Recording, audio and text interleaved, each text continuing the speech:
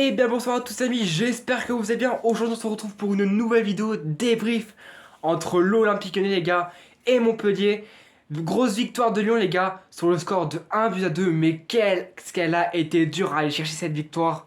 On remerciera toujours le général Alexandre Lacazette, voilà, qui nous permet les gars de repartir de là-bas avec les 3 points les amis. Ça a été dur, ça a été un match compliqué, un match où on a dominé, où on s'est fait dominer, mais dans la globalité du match, où on a surdominé Montpellier les amis.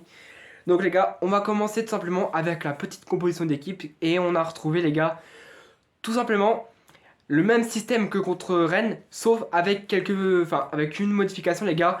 Donc vous allez voir, dans les buts, on retrouve le gon Anthony Lopez, qui a été pas beaucoup cité, mais qui a fait un bon match quand même les amis. Il a fait un ou deux arrêts qu'il devait faire, sans plus sinon. Ensuite les gars, on retrouve la défense à 3 avec Loukeba, Boateng, Diomandé, qui a tenu le choc jusqu'à ce que, bien sûr, l'exclusion de Diomandé. Le milieu de terrain les gars à 5 avec tout simplement Tagliafico, Cacré qui a fait un excellent match. Cacré il a été incroyable. Accompagné de Thiago Mendes qui est revenu. J'aurais préféré voir Le Penant. Mais bon, c'est comme ça, on peut pas avoir tout le monde, les gars. Donc voilà, Thiago Mendes. Ensuite, on avait Gusto, les gars. Et toujours dans le milieu de terrain, mais un petit peu plus haut, en position numéro 10, on retrouvera Oussema Aouar qui a fait un excellent match, les gars. Si on revient en arrière et qu'on me dit, tu sais, dans 2 semaines, Aouar il fera un excellent match contre Montpellier, je vous aurais pas cru. Hein. Les gars, je vous aurais pas cru du tout. Hein.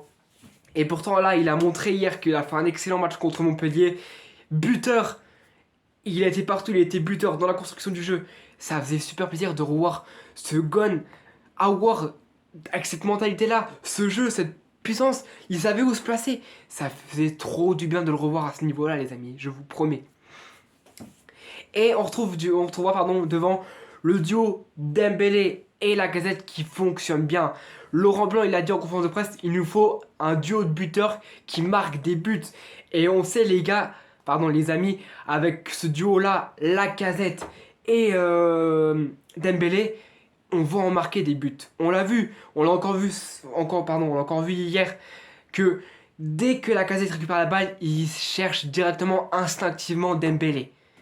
Et vice versa, quand Dembélé récupère la balle, il cherche vice versa à aller chercher Alexandre Lacazette. Et ça a été un super match hier. Et pour en revenir à cette première mi-temps, les amis, Lyon a dominé 40 minutes. À partir des 40 minutes, il y a eu une pause parce qu'il y a eu la blessure de Domins, donc le gardien de Montpellier. Il est sorti de son blessure et il y a eu un autre gardien qui est entré.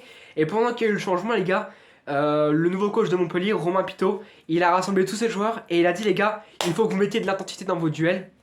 Et du coup, après le changement qu'il y a eu, on a vu que Montpellier a commencé à revenir dans le match. Ils ont commencé à gagner plus de duels, à aller plus vers l'avant. Et donc du coup, on va rester à 1-0 à la mi-temps, je crois. Oui, c'est ça, 1-0 à la mi-temps. Et on revient en seconde mi-temps, les amis. Et là, on repart sur des mauvaises vagues parce que Montpellier rentre directement dans le vif du sujet. Ils vont nous presser, ils vont nous pousser, ils vont commencer à mettre de l'impact physique partout. Et qu'est-ce qui va se produire, les gars? Deuxième fois de suite, sortie de Boateng et on encaisse un but. Et on encaisse un but, les gars. On encaisse un but en retourné acrobatique, s'il vous plaît. On encaisse un but en retourné acrobatique. Signé Eli Wahi, les gars. 2 fois Boateng qui sort. 2 fois le mec qui sort, 2 fois t'encaisses un but. Imagine si le mec il pouvait tenir plus de 60 minutes. Tu le fais pas sortir, les gars. Je vous promets, je pense, hein. Vous faites pas sortir Boateng. Je pense que le mec il est capable de faire en sorte qu'on n'encaisse pas de but. Donc du coup les gars, ils reviennent à un partout, donc ils égalisent. Le jeu va continuer à se poursuivre en seconde mi-temps. Qu'est-ce qui se passe? Il va y avoir une prise de confiance de Mavidi qui va essayer de directement partir en profondeur. Qu'est-ce qui se passe? Diomandé, il l'arrête comme ça, il vient, il l'agrippe comme ça, il le fait tomber par terre. Et là, qu'est-ce qui se passe? Baston. Il y a tout le monde qui commence à se venir, à se pousser, à se taper. Alors, j'ai pas compris ce que l'arbitre il a voulu faire, les amis. Il met un jaune à Mavididi, il met un jaune à Diomandé. Et je sais pas, il y a tous les joueurs qui commencent à se rapprocher. Et il demande à Diomandé et à Mavididi de venir. Il change la couleur des cartons, il met rouge aux deux. Enfin bref, j'ai pas trop compris, c'était un bordel pas possible. Du coup, les deux équipes se retrouvent à 10 contre 10, pardon, autant pour moi. Et du coup, là, on se dit, ok, quand tu sais pas gagner un match, il faut que tu ne saches pas perdre. Et ce que j'ai ce que j'ai admiré dans ce Lyon de hier, c'est que il y avait deux questions. La première, c'est que est-ce que Lyon doit jouer pour gagner ou est-ce que Lyon doit jouer pour ne pas perdre? Et il y a eu une prise de conscience de tous les joueurs qui se disent on a fait un bon match contre Rennes, il faut absolument qu'on reperde de la motion avec les 3 points. Et c'est ce qu'ils ont fait. C'est ce qu'ils ont fait puisque les gars, on va pousser jusqu'à la 90e minute. Et il y a pas eu un... Comment on pourrait appeler ça les gars? Je l'ai sur le bout de la langue. Un dépassement de fonction de Cacré qui fait une passe vers l'avant à Toko Kambi. Toko Kambi qui reprend la passe, il a Roma Cacré. Cacré, il tente une frappe, mais il a le contre favorable qui revient à la balle. Il passe la balle à Lacazette. Lacazette contrôle, frappe pied gauche, premier poteau. Et là les gars, tout le parquage de Lyon, les gars, qui commence à exploser de joie. On voit Boateng, on voit Da Silva, on voit Laurent Blanc, pardon. On voit tout le monde qui commence à être heureux, les gars. Merci, Alexandre, d'avoir marqué le but de la délivrance. Merci. Après la fin du match, les gars, il va aller parler aux commentaires, enfin, aux personnes de Prime Video. Et il a dit, si on n'aurait pas gagné aujourd'hui, la défaite, je la prenais pour moi parce que je dois mettre un meilleur ballon à Moussa Dembélé. Et c'est cet état d'esprit, les amis, que j'adore, c'est Lacazette. C'est que lui, même s'il gagne, il retient le négatif, qu'est-ce qu'il a amélioré. On le sait tous, il aurait pu mettre un meilleur ballon à Moussa. Et à ce moment-là, si on marquait le but du 2-0, c'était finito pipo pour Montpellier. Ils étaient plus dans le match. Donc là, merci à toi d'avoir marqué. Il a pris conscience qu'il pouvait mettre un meilleur ballon, donc il le dit lui-même, si je marquais pas, la défaite était pour moi.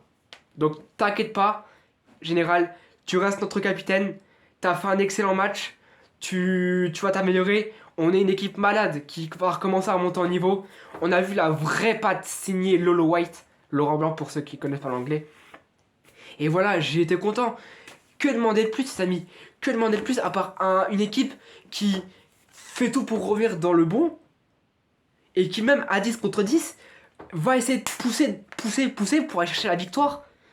On est actuellement 10e.